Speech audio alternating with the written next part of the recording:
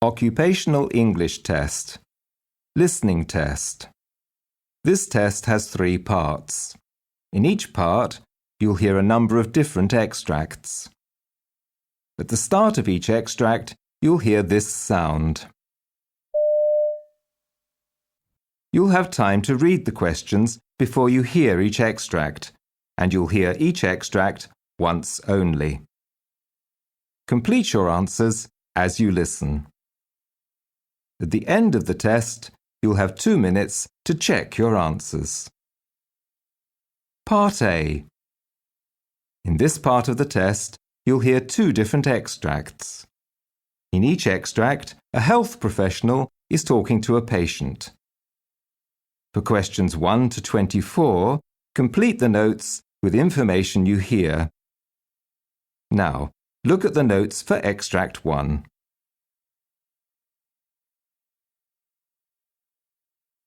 Extract 1, questions 1 to 12.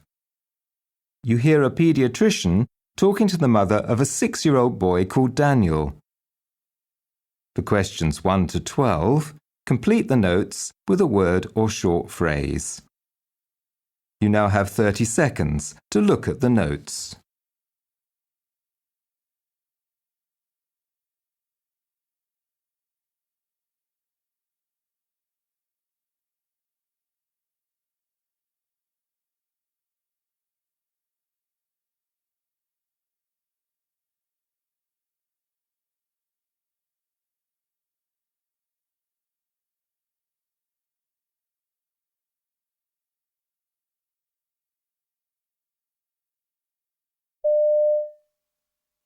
Mrs. Lemmings, come in, please.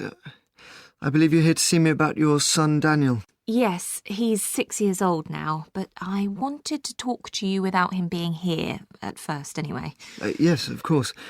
So tell me what seems to be the problem. Well, it's his hands. They're in really bad shape. It's mainly the skin, the way it looks. It's so cracked and dry. He's reluctant to complain about it, but I've managed to get him to tell me that it does hurt. Now, from what he says, I believe the pain is pretty much constant. Right.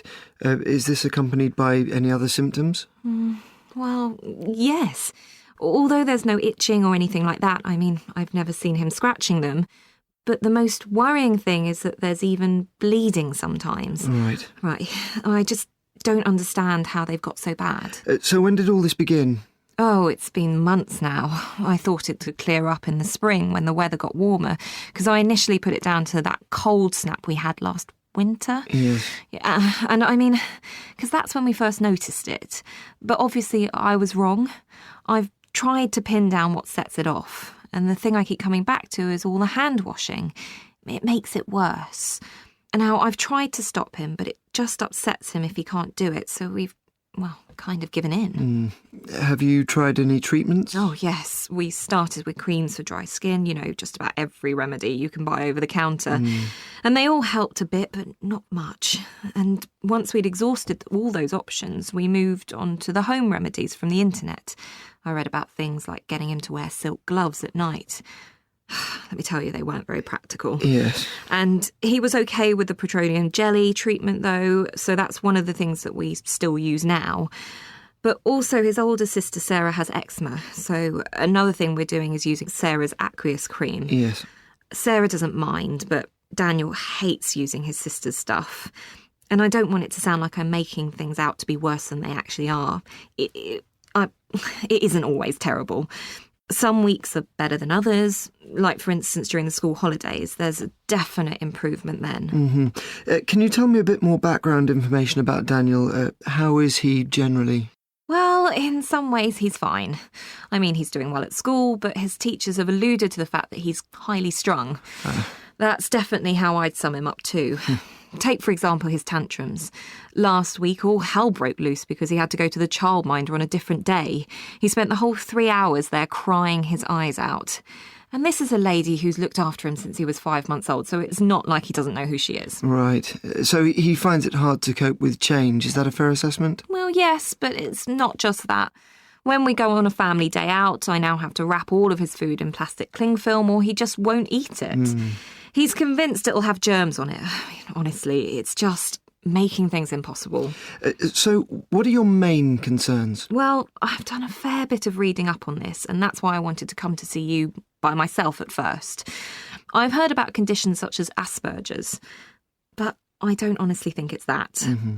What I am worried about is the possibility that this could be OCD, or at least the start of it. And what I'm worried about is what's the best way to handle it. Well, you did the right thing coming to see me. What I would suggest...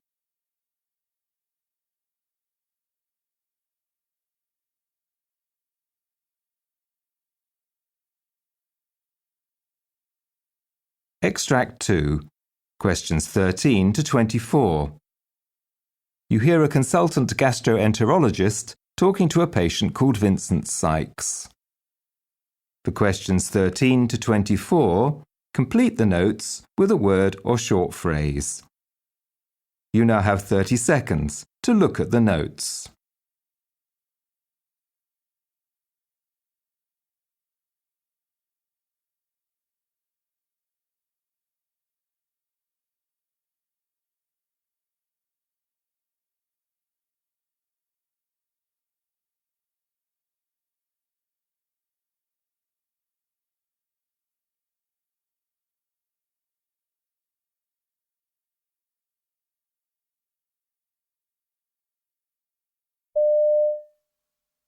Now, looking at your notes, Mr. Sykes, I see you've been having a few problems recently.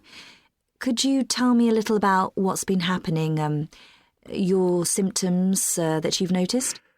Well, there's several things, really. I've always been on the large side, but my clothes have felt looser recently because I lost a bit of weight.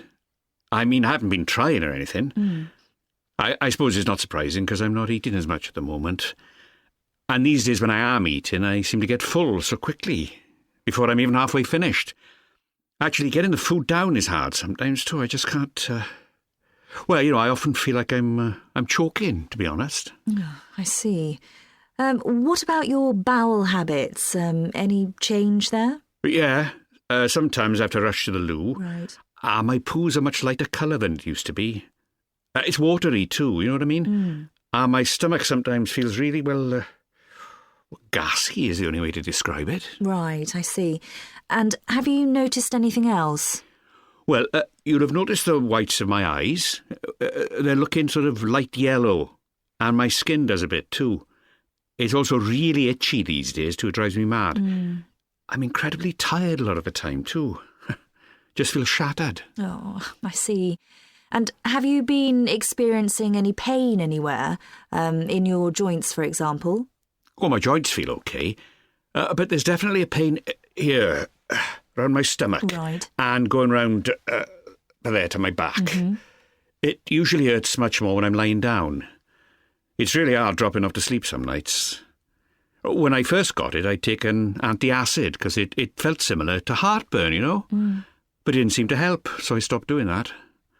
I should have changed my diet, really, I suppose, but till recently I'd always loved my food, especially the high-fat stuff.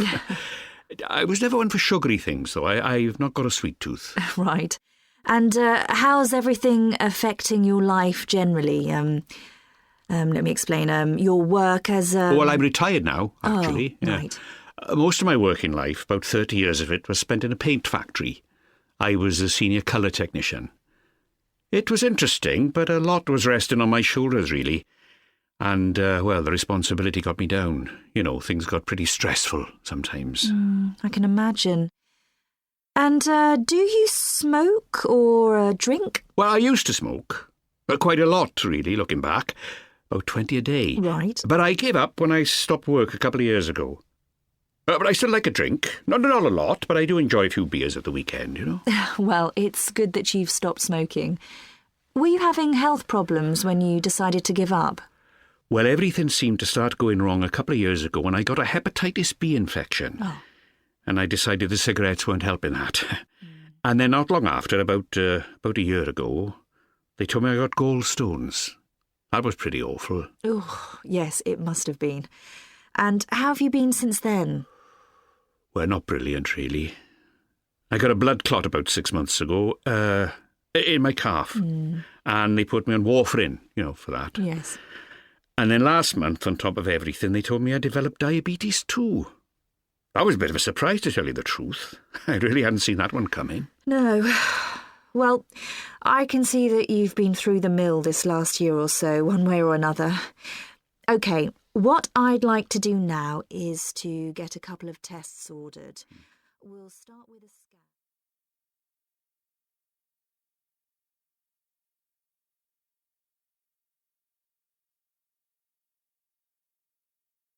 That is the end of Part A.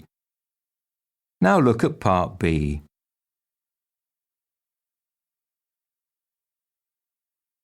Part B. In this part of the test, you'll hear 6 different extracts. In each extract, you'll hear people talking in a different healthcare setting.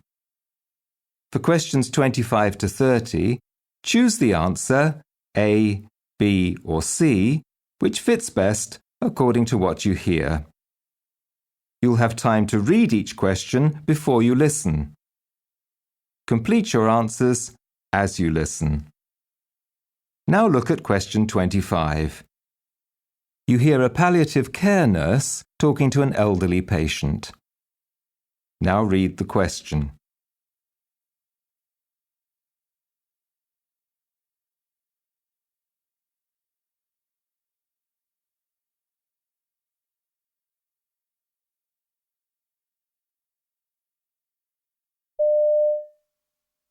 So you've had some changes in your diet. Is anything a problem for you there?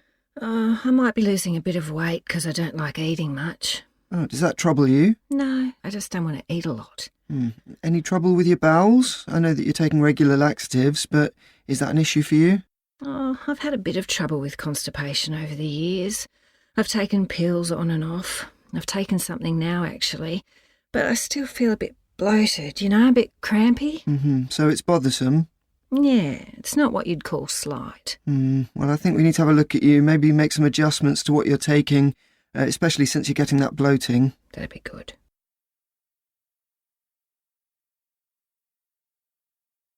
Question 26. You hear a pharmacist talking to a customer who is in pain. Now read the question.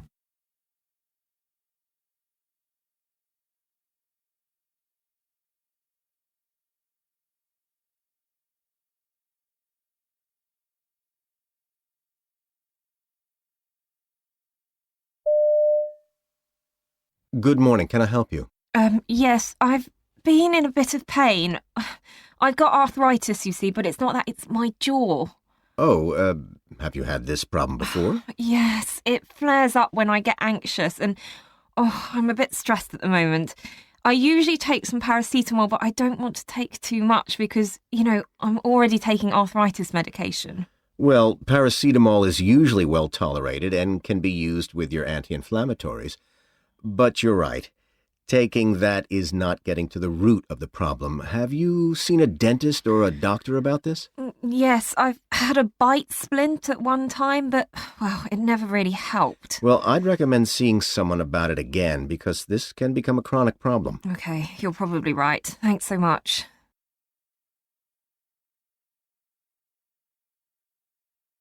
Question 27.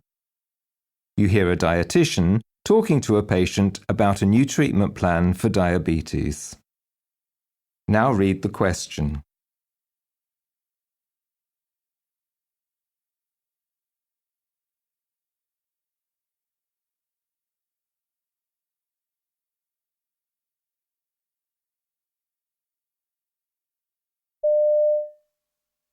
So, are you interested in trying a new way of treating your type 2 diabetes through diet?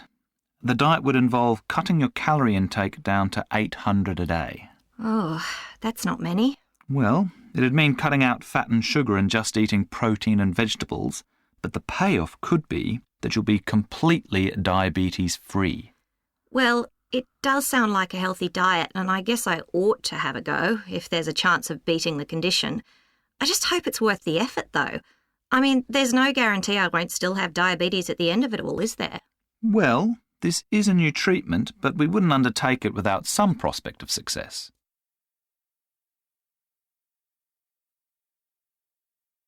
Question 28. You hear a senior nurse advising a trainee about a condition called venous thromboembolism, VTE. Now read the question.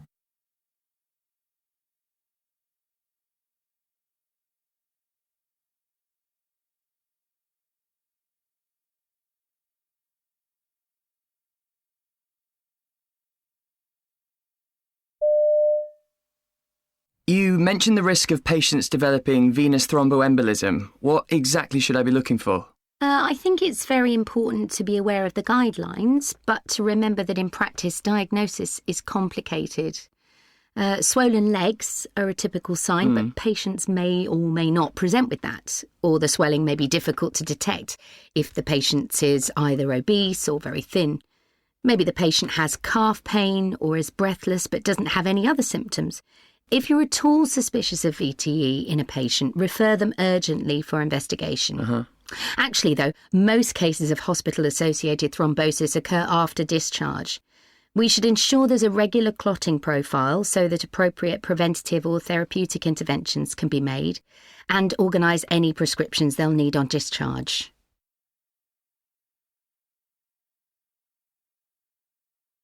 Question 29.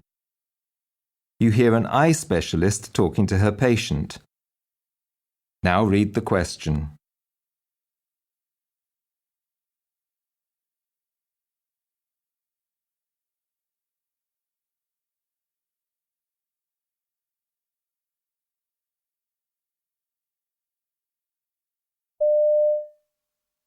Now, Mr. James, looking at the latest images of your eye, I'd say there are signs of improvement. Well, I'm not completely cured, but there's less distortion in my vision.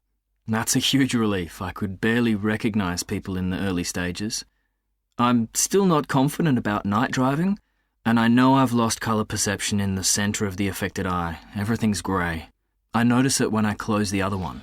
Well, that's certainly what the images suggest, and what you describe is entirely to be expected. Despite the fact that your eye's recovered up to a point, there will be permanent damage to the retina. Instead of lying smoothly against the eye's inner surface, it'll stay a bit wrinkled, which would explain your symptoms. At least my vision's clearer than it was. I'm grateful for that.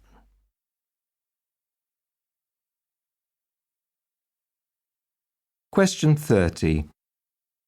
You hear a cardiologist updating hospital colleagues about trials of urine testing. Now read the question.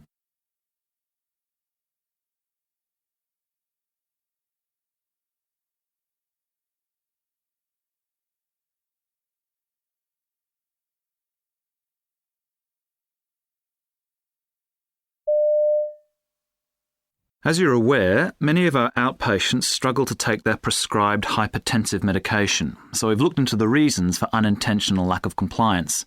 We discovered that one of the key reasons for patients forgetting to take their tablets was because of the number of pills required.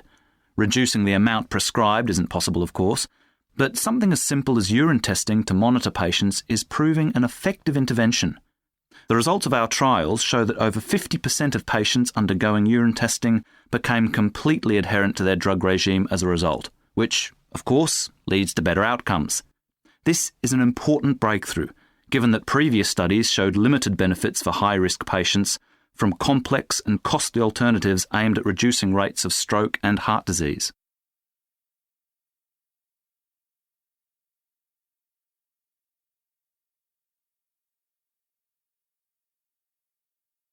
That is the end of Part B.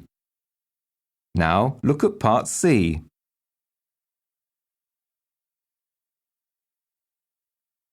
Part C. In this part of the test, you'll hear two different extracts. In each extract, you'll hear health professionals talking about aspects of their work. For questions 31 to 42, choose the answer A, B or C, which fits best according to what you hear. Complete your answers as you listen. Now look at Extract 1. Extract 1. Questions 31 to 36. You hear a microbiologist called Dr. Jane Finn, giving a presentation about the overuse of antibiotics. You now have 90 seconds to read questions 31 to 36.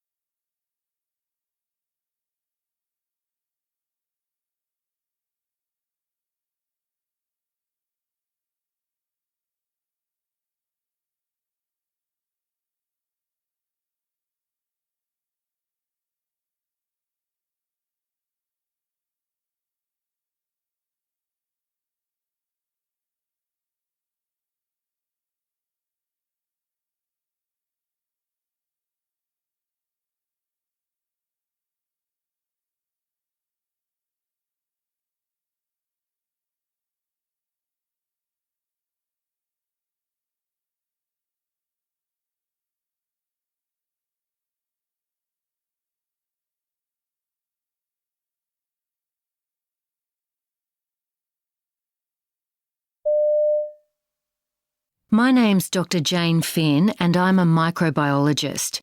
I'm talking today about the overuse of antibiotics, or antimicrobials as they're often called, and the serious dangers this poses for the future. We're all familiar with the threat of a post-antibiotic era in medicine. But how did we get to this point? Well, in the decade up to 2010, we saw a staggering increase of 36% in antibiotic use worldwide. As more and more global citizens were able to access them, usually online, we saw uncontrolled consumption during that period. Although recent media stories suggest the general public has finally got the message that antibiotics should be used sparingly, there's still a hard core who want them prescribed for everything. Doctors are now better at resisting their demands, however, for example when the problem's viral rather than bacterial. This has improved things. For instance, there's been a fall recorded in the overall amount of antibiotics prescribed in the UK in a given 4-year period. At first sight, that's welcome news. The data shows that this decrease hasn't had a negative impact on patients with common infections like pneumonia, but we simply don't know yet if it's made any impression on rates of antibiotic resistance.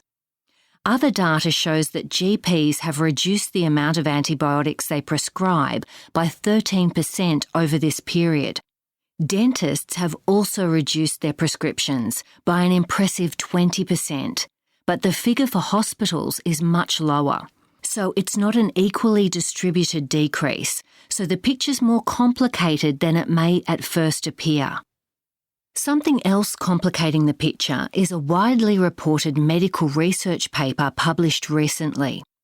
This suggested that short courses of antibiotics work just as well to treat most bugs as the traditional longer courses of a week or so. Those conducting trials suggested that there's insufficient data to prove that short courses encourage antibiotic resistance, and argued that it's using antibiotics for longer than necessary which increases this risk. The newspapers ran away with the story, however, and sent out mixed messages by suggesting it was okay for patients to stop treatment once they started feeling better. So I'd urge caution. After all, an improvement in symptoms doesn't mean that the underlying problem has been resolved. Also, we can't recommend widespread change on the basis of one article in a medical journal. In any case, as the original authors were careful to stress, the suggestions aren't appropriate for all bacteria-based illnesses, and TB was the example they gave. Indeed, some bugs have proved especially resistant to antibiotic treatment, and the best known is probably MRSA. This came to light when, as a life-threatening condition for patients hospitalised for other reasons, it became particularly tough to treat. MRSA bacteria is notorious for being able to survive for long periods on surfaces like floors, taps, and even fabric. And, of course, the fact that healthcare facilities are visited by huge numbers of people means the bacteria spread easily. But studies show that healthcare-associated MRSA declined by about 50% between 1997 and 2011, thanks to things like new guidelines and targets, as well as ward-based contact control and meticulous disinfection procedures. This shows us that, rather than relying on one single action, introducing various initiatives on several fronts can limit the impact of the infection. Turning to other areas of concern, let's look at antibiotics in agriculture and livestock rearing. People might be surprised to learn that worldwide, the overall quantity of antibiotics used in food production is now higher than the amount consumed by humans. Something which horrifies me is that antibiotics are consumed by animals as a matter of course, simply to prevent problems, or indeed to speed up their growth. This happens a lot in intensive farming, where animals are kept in confined conditions. We've known for years now that this overuse is directly related to resistance in humans, so there's obviously an urgent need for farmers to cut down. So, is there any progress to report? Well, though there's still serious work to be done in places, for example, for manufacturers of antibiotics to stop discharging untreated waste products into watercourses and so on, it's not all doom and gloom. We're finding now that when doctors prescribe antibiotics, they're choosing narrow-spectrum ones. These are active only against specific bacteria and so cause less general resistance. And something which is being talked about excitedly in the pharmaceutical industry just now is a therapy which uses bacterial viruses called phages to treat infections, something which was first practiced about a century ago. Antibacterial therapies, whether phage or antibiotic-based, have advantages and disadvantages, and there's still a lot to be learned about the interactions between phage, bacteria, and human host. But maybe the time to take phage therapy seriously is rapidly approaching. Now, before I go on to the next thing,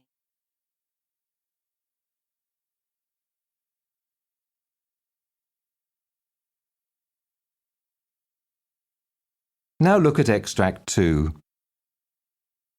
Extract 2. Questions 37 to 42. You hear a rheumatologist called Michael Evans talking about osteoarthritis. You now have 90 seconds to read questions 37 to 42.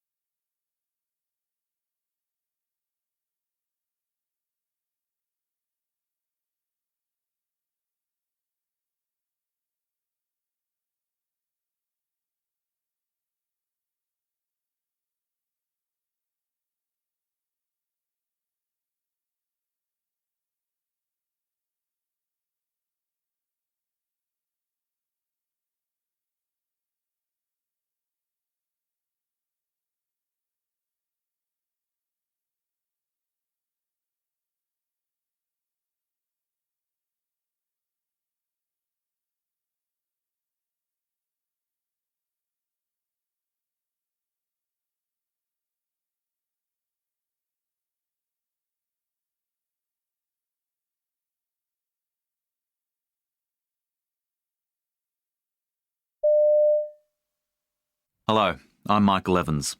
I want to tell you about the work we're doing on a condition that affects 1 in 10 people in this country, and that's osteoarthritis. Osteoarthritis typically affects the knees, hips or hands when the cartilage that lines the joints starts to wear away. So, how can we help patients with osteoarthritis? When I was at medical school, and that's a long time ago now, the theory was that it was due to wear and tear, an inevitable part of getting old. You still sometimes hear this, but it's one of the many myths about the condition. After all, we have teenagers who develop it, and every joint has the capacity for repair. So we should think of osteoarthritis as a situation where processes for tissue repair are overwhelmed by destructive processes that often relate to injury, weight, and mechanical load factors. But there are also other risk factors. Genetics may play an important role, and occupation makes a difference too, of course. Let's look at some more of the myths surrounding osteoarthritis.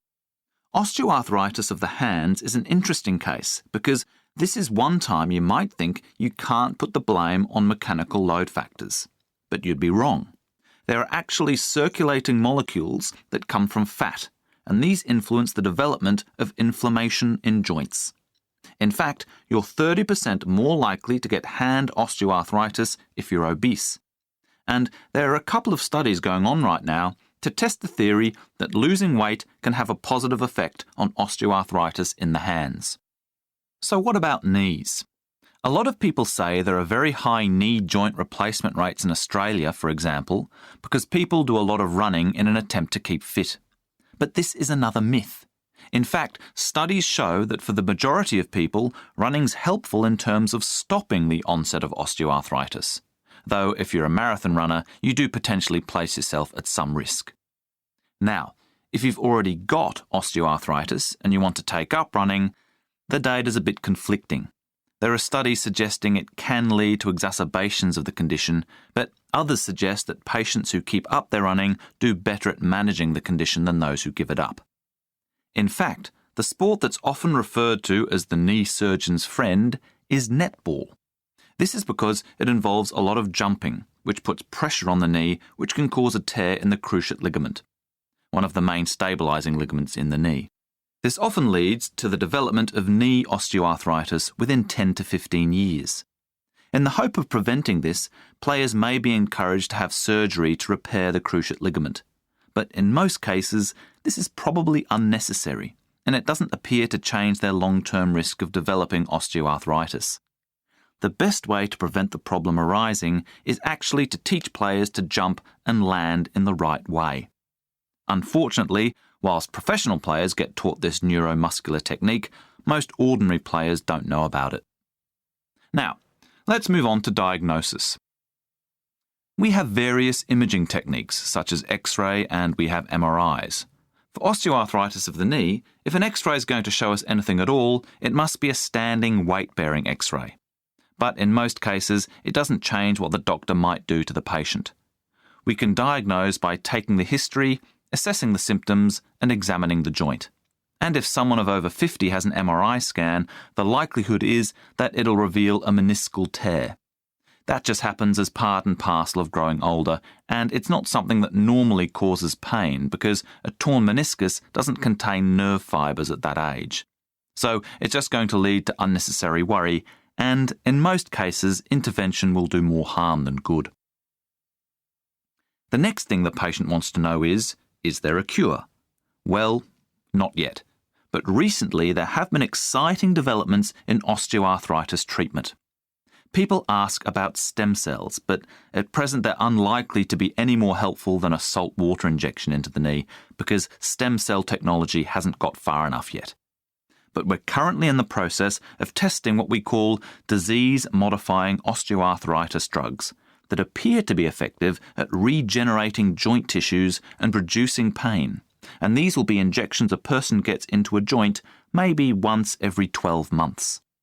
But our main hope is that instead of turning to hip or knee replacements, patients can learn to control their condition through things like weight management and appropriate exercise.